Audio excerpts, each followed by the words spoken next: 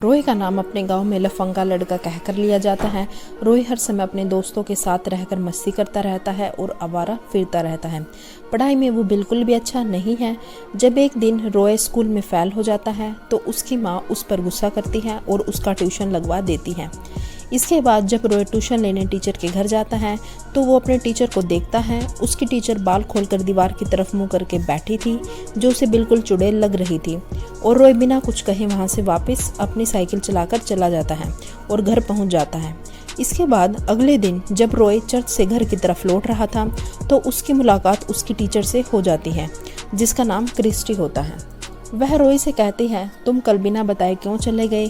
क्या मुझ में कुछ बीमारी है? ध्यान रहे कल समय पर ट्यूशन आ जाना। फिर रोए अपने ट्यूशन क्लास में टाइम से क्रिस्टी के घर पहुंच जाता है।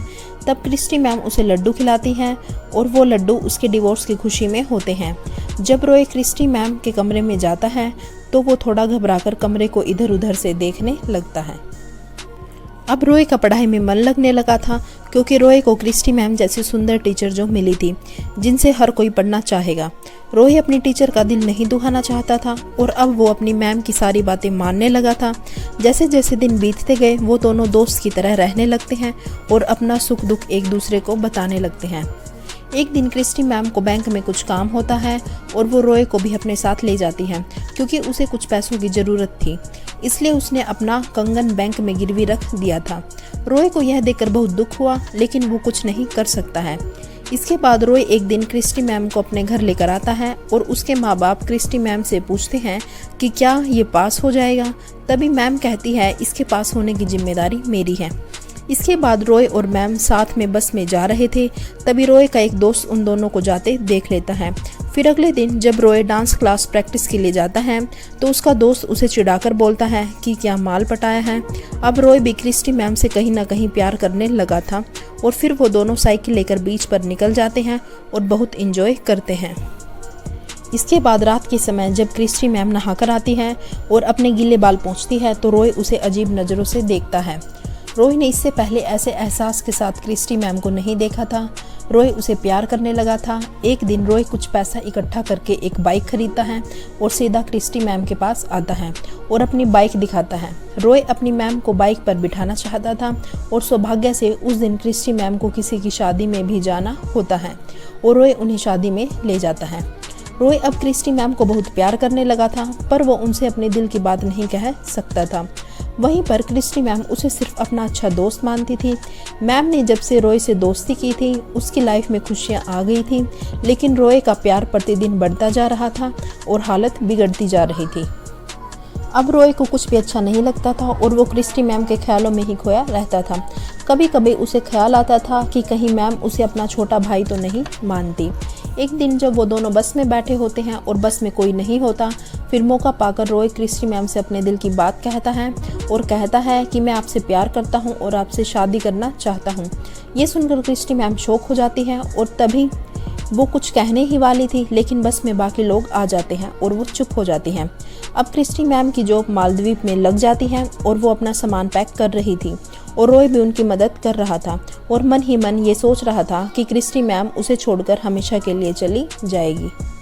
इसके बाद हमें अगले सीन में दिखाया जाता है कि आज रोए का बर्थडे होता है और क्रिस्टी मैम उसके लिए मालदीव से एक गिफ्ट लाती है, लेकिन रोए कहता है मुझे गिफ्ट नहीं कुछ और चाहिए।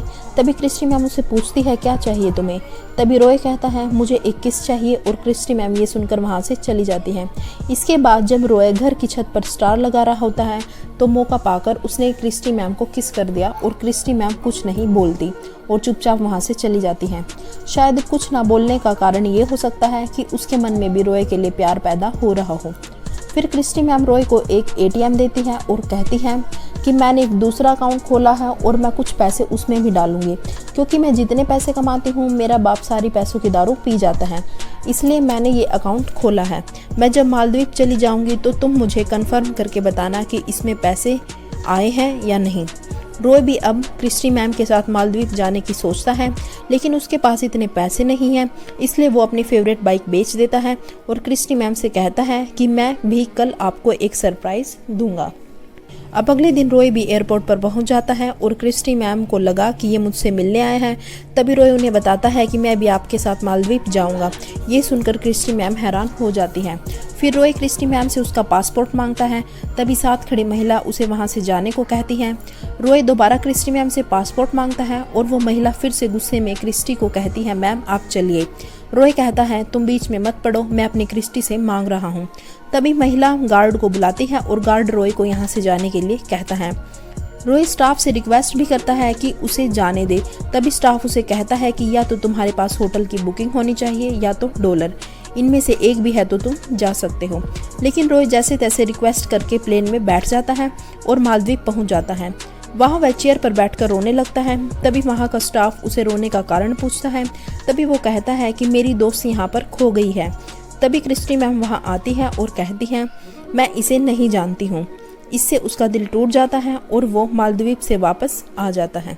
धन्यवाद दोस्तों। अगर आपको हमारी वीडियो की एक्सप्लेनेशन अच्छी लगी हो तो प्लीज़ हमारी वीडियो को लाइक करें और चैनल को सब्सक्राइब करें। धन्यवाद।